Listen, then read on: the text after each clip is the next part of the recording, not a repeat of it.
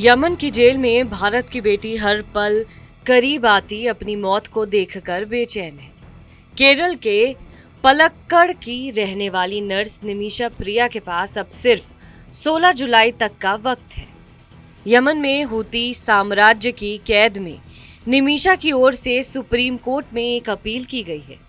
केरल की निमिषा को 16 जुलाई को यमन की राजधानी सना में फांसी दी जानी है।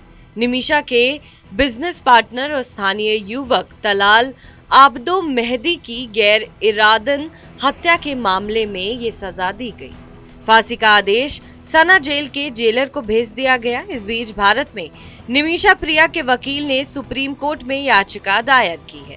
सुप्रीम कोर्ट से अपील की गई कि मामला बहुत अर्जेंट है, इसलिए इसकी सुनवाई जल्द ही की जानी चाहिए।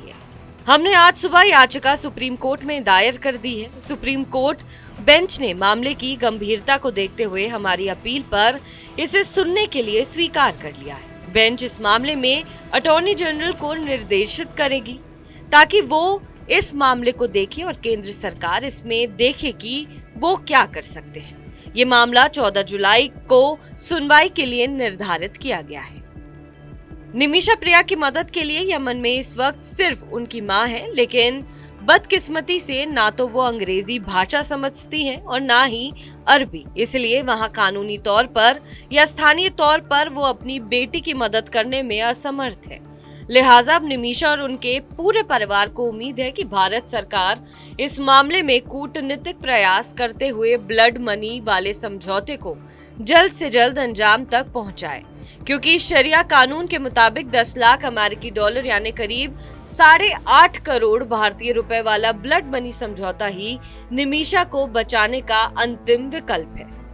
अब इस मामले में हमारी कोशिश ये है कि ब्लड मनी को लेकर समझौते के कूटनीतिक प्रयास होने चाहिए, क्योंकि 2016 से यमन में ट्रैवल बैन लागू है। हम या निमिषा को बचाने के लिए काम करने वाली काउंसिल, दोस्त या रिश्तेदार कोई भी वहां बिना सरकार या कोर्ट के आदेश के नहीं जा सकता। हमने दिल्ली हाई कोर्ट के सामने पिछले साल एक याचिका दायर की थी, जिसके बाद निमिषा की मां को यमन जाने के लिए इजाजत मिली थी। वो वहां है, लेकिन वो एक घरेलू महिला है। वो ब्लड मनी से संबंधित किसी भी समझौते को लीड नहीं कर सकती, क्योंकि वो ना तो हिंदी, इंग्लिश या अरबी या कोई और भाषा समझती। अरबी कानून शरिया के मुताबिक यमन में मौजूद कानून के हिसाब से इस मामले में ब्लड मनी के तौर पर पीड़ित परिवार की ओर से माफी की गुंजाइश है। वो ब्लड मनी के बदले निमिषा की फांसी माफ कर सकते हैं और उसकी जिंदगी बचा सकते हैं। यह आखिरी विकल्प है जिसे अब तक नहीं अपनाया गया है। पीड़ित परिवार अब तक ब्लड मनी को लेकर समझौते के लिए नहीं आया है, इसलिए हम सरकार से अपील करते हैं, क्योंकि अब सिर्फ 5 दिन बचे हैं। भारत सरकार के ईरान, ओमान और भी कई इस्लामिक देश हैं जिनसे उसके कूटनीतिक संबंध हैं। उन देशों के यमन के साथ अच्छे रिश्ते हैं। भारत सरकार का कूटनीतिक संबंधों के जरिए ब्लड मनी के समझौते के विकल्प को अंजाम तक पहुंचाकर निमिषा प्रिया को फांसी से बचा सकता है, इसलिए हमने ये अपील की है। निमिषा प्रिया केरल के पलक्कड़ में रहती थी। उन्होंने नर्सिंग का कोर्स करके अपने मजदूर माता पिता को थोड़ी खुशियां देने की उम्मीद में यमन का रुख किया। 2008 में यमन जाकर निमिषा नर्स के तौर पर निजी अस्पतालों में काम करने लगी। उसके पति और नाबालिग बेटी आर्थिक वजहों से 2014 में भारत लौट आए, लेकिन कुछ ही महीने बाद यमन में गृह युद्ध छिड़ गया, इसलिए निमिषा वापस नहीं जा सकी। उधर यमन ने भी हालात को देखते हुए नए वीजा जारी करना बंद कर दिया था। इसके बाद 2015 में निमिषा ने यमन की राजधानी सना में अपना क्लिनिक स्थापित करने का फैसला किया, लेकिन यमन के कानून के मुताबिक कोई भी दुकान या व्यापार बिना स्थानीय शख्स की पार्टनरशिप के शुरू नहीं किया जा सकता। लिहाजा निमिषा ने यमन के एक युवक तलाल आब्दो मेहदी के साथ पार्टनरशिप में क्लिनिक शुरू करने के लिए एक स्थानीय युवक तलाल आब्दो मेहदी के साथ पार्टनरशिप की। 2015 में ही तलाल आब्दो को लेकर निमिषा प्रिया अपने घर केरल भी गई थी। वहाँ एक महीने की छुट्टी के दौरान तलाल आब्दो ने निमिषा की एक शादी की तस्वीर चुरा ली। परिवार के मुताबिक बाद में उसने तस्वीर में हेरफेर करके दावा किया कि निमिषा ने उससे शादी की है और वो उसकी पत्नी है।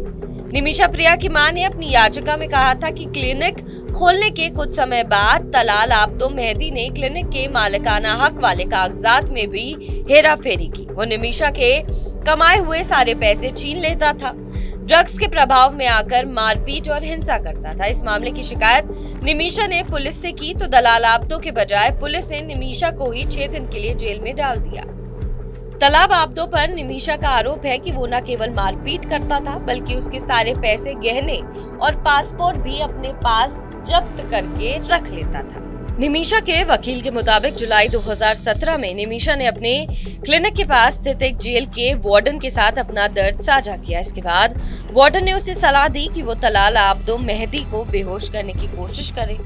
इसके बाद उससे अपना पासपोर्ट हासिल कर ले। पेशे से नर्स निमिषा प्रिया ने तलाल आब्दो को बेहोशी का इंजेक्शन दिया, लेकिन ड्रग्स की वजह से वो बेहोश नहीं हुआ। लिहाजा निमिषा ने बेहोशी के इंजेक्शन की डोज बढ़ाकर एक बार फिर तलाल आब्दो को बेहोश करने की कोशिश की।